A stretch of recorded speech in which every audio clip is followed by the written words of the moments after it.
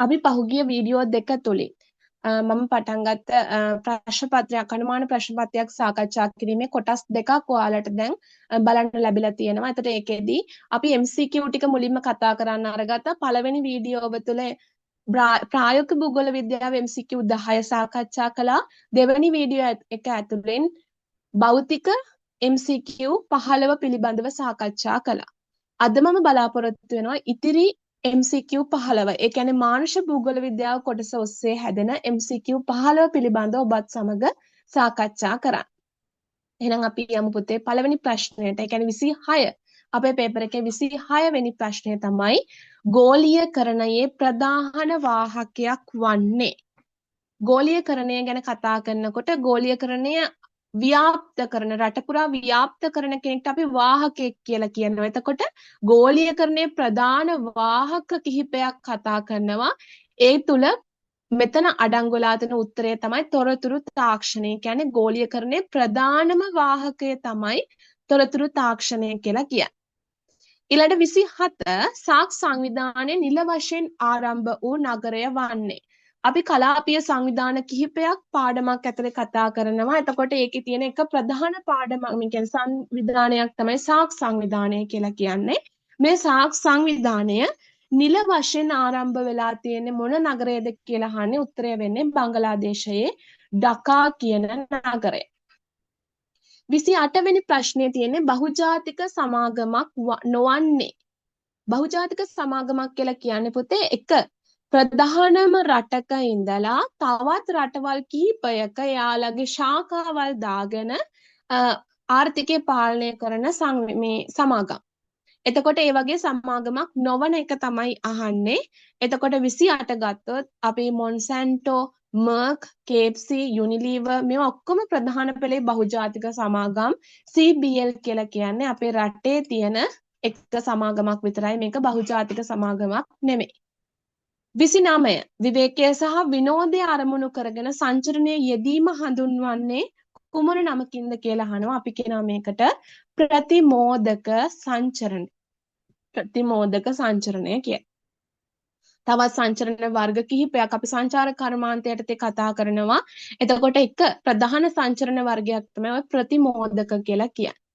ඊළඟට 30 ශ්‍රී ලංකාවේ තලාතු මිනිරන් වැඩි ප්‍රමාණයක් මිලදී ගන්නා රට. ලංකාව කියන්නේ මිනිරන් සපයන ප්‍රධාන පෙළේ රටක්. එතකොට අපේ මිනිරන් ගත්තහම ප්‍රධාන වශයෙන් තලාතු මිනිරන් වැදගත් වෙනවා. එතකොට තලාතු මිනිරම් සපයන ප්‍රධාන කියන්නේ මිලදී ගන්න රටක් විදිහට අපිට කුමන රටද වැදගත් කියලා යහන්නේ. මේකට උත්තරේ විදිහට අපිට ගන්න වෙන්නේ චීනය. ඊළඟට 2015 එක්සත් ජාතීන්ගේ ජනසංඛ්‍යා දත්තවලට අනුව ලෝක ජනසංඛ්‍යාවේ ස්ත්‍රී සංඛ්‍යාව කොච්චරක්ද කියලා අහනවා. 31 ගේ උත්තරය වෙන්නේ 49.6යි. 32 ජනසංඛ්‍යාවක වියපත් වීම දක්වන මිනුම මොකක්ද කියලා අහනවා. අපි වියපත් වීම දක්වන්න පාවිච්චි කරන්නේ වියපත් දර්ශකය. 33 ජනාවාසයක සංරචකයක් නොවන්නේ මොකක්ද කියලා යහනේ. අපි ජනාවාසයක් කියන එකේ සංරචක කිහිපයක් කතා කරනවා. එතකොට මේ ජනාවාසයක සංරචකයක් නොවන්නේ වැට කියන එක. මිනිසා නිවාසය ජනාවාසයක ඉන්න ප්‍රධානම සංරචකය. මිනිස්සු නැතුව ජනාවාසයක් හදන්න බෑ. ආවරණ තියෙන්න ඕනේ, ස්වභාවික පරිසරයක් තියෙන්න ඕනේ, සමාජයක් තියෙන්න ඕනේ. නමුත් වැටක් කියන එක මේ ප්‍රධාන සංරචකයක් විදිහට අපි ගන්නෙ නැහැ. 34 ශ්‍රී ලංකාව තුල පිහිටි ප්‍රතිමෝදක නගරයක් වන්නේ. ලංකාවේ තියෙන ප්‍රතිමෝදක නගරයක් තමයි කතරගම කියලා කියන්නේ. 35 ආසියානු කලාපයේ රටවල් අතරින් 100%ක් නාගරීකරණයට ලක් වූ රට තමයි සිංගප්පූරුව. ඊළඟ 36 ග්‍රීන් බනානා යනු අපි නාගරික කලාප ගැන කතා කරලා තියෙනවා. එතකොට ඒකෙද්දී අපි ග්‍රීන් බනානා, ගෝල්ඩන් බනානා ඔය වගේ නාගරික කලාප කීපයක් කතා කරනවා. එතෙන්දි කතා කරන ග්‍රීන් බනානා කියන්නේ මොකක්ද කියලා තමයි අහන්නේ. එතකොට මේකට උත්තරය වෙන්නේ මධ්‍යම යුරෝපයේ ඛණ්ඩිතව විහිදුණු නාගරික කලාපයක් කියන එක. ඊළඟ 37 හරිත විප්ලවය මෙක්සිකෝව තුල ආරම්භ වූයේ. හරිත විප්ලවය මෙක්සිකෝවේ ආරම්භ වුණේ මොන අවුරුද්දද කියලායි අහන්නේ. වර්ෂය තමයි 1943.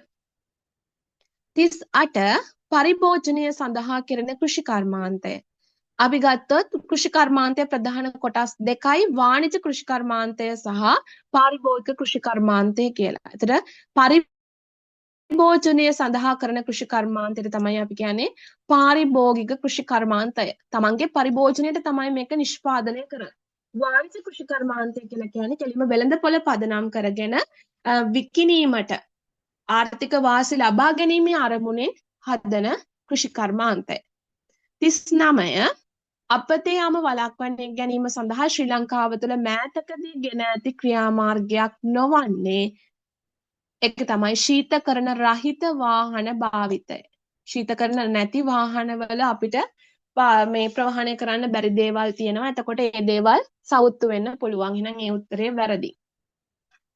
ඊළඟට දැනට සොයාගෙන ඇති පෙට්‍රෝලියම් සංචිත වලින් අඩකට වඩා ව්‍යාප්තව ඇත්තේ මේක මේ කාලේදී ගොඩක් කතා වෙච්ච ප්‍රශ්නයක්. මැද පෙරදිග කලාපයට අයත් රටවල. මැද පෙරදිග කලාපයට අයත් රටවල තමයි ලෝකයේ පෙට්‍රෝලියම් සංචිත වලින් භාගයකට වඩා වැඩි ප්‍රමාණයක් ව්‍යාප්ත වෙලා තියෙන්නේ. ඔන ඔය විදිහට අපිට MCQ 40 සාකච්ඡා කරලා අවසන් කරන්න පුළුවන් වුණාද?